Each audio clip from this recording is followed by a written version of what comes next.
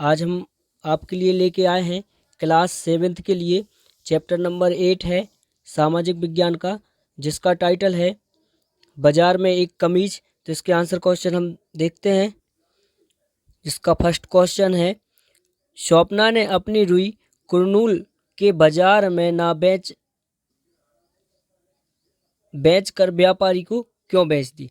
तो क्या है अपना फर्स्ट क्वेश्चन, स्वप्ना ने अपनी रुई कुरनूल के रुई बाजार में ना बेचकर व्यापारी को क्यों बेची। तो इसका आंसर देखते हैं अपन।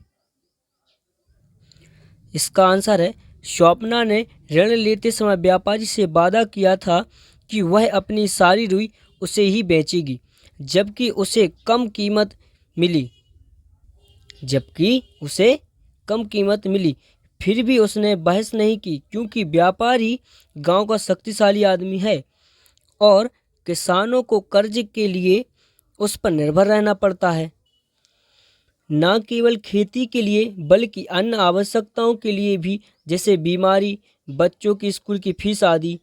फिर वर्ष में ऐसा समय भी आता है जब किसानों को कोई काम नहीं मिलता है, उनकी कोई आय भी नहीं होती है। उस समय केवल ऋण लेकर ही जीवित रहा जा सकता है। इसलिए स्वप्ना कम मूल्य में ही रुई व्यापारी को बेच देती है। क्वेश्चन है, वस्त्र निर्तक कारखाने में काम करने वाले मजदूरों के काम के हालात और उन्हें दी जाने वाली मजदूरी का वर्णन कीजिए। क्या आप सोचते हैं कि मजदूरों के साथ न्याय होता है। इसका आंसर लिखेंगे अपन। कारखाने में काम करने वाले मजदूरों को अस्थायी रूप से रखा जाता था।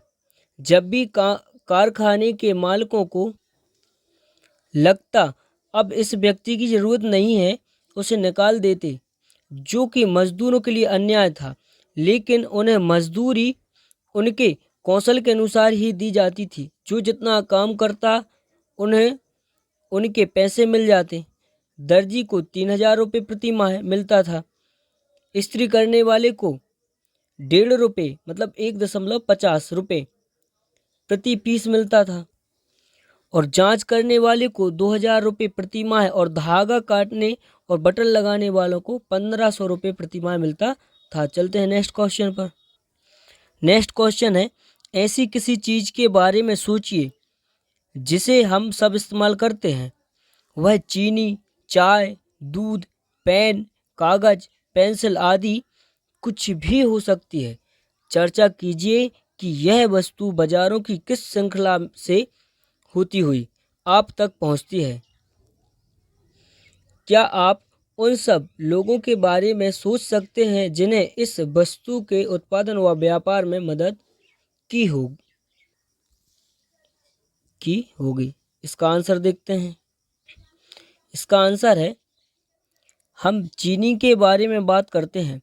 सबसे पहले किसान अपने खेत में गन्ने उगाते हैं। किसान के पास गन्ने का बीज खुद का भी हो सकता है, और वह अन्य किसानों से भी ले सकता है या बाजार से भी ला सकता है। जब फसल पक जाती है तो किसान गन्नों को साफ करने चीनी मिल में दे देता है। वहाँ इसकी चीनी बनाई जाती है, जिसे व्यापारी खरीद लेते हैं। व्यापारियों से दुकानदार खरीद लेते हैं, और फिर हम दुकान से खरीद कर घर ले आते हैं। नेक्स्ट क्वेश्चन आप स्क्रीन पर देखिए। यहाँ दिए गए 9 कथनों को सही क्रम में कीजिए। तो अपन को ये जो 9 कथन दिए गए हैं, इनको सही क्रम में लिखना है। ठीक है, तो अपन लिखते हैं इनको सही क्रम में। यहाँ हम इसका डायरेक्ट सॉल्व बताएंगे। यहाँ जैसे यहाँ क्या है 1 नंबर, यहाँ पे है 3 नंबर, यहाँ पे आएगा 9 नंबर, यहाँ पे आएगा 7 नंबर, यहाँ पे आएगा 5। इसके बाद यहाँ पर आएगा 2 नंबर, यहाँ पे आएगा 8 नंबर, यहाँ पे आएगा 4 नंबर, यहाँ पे आएगा 6 नंबर। इसी के साथ हमारी ये एक्सरसाइज होती है ख़त्म। Thank you.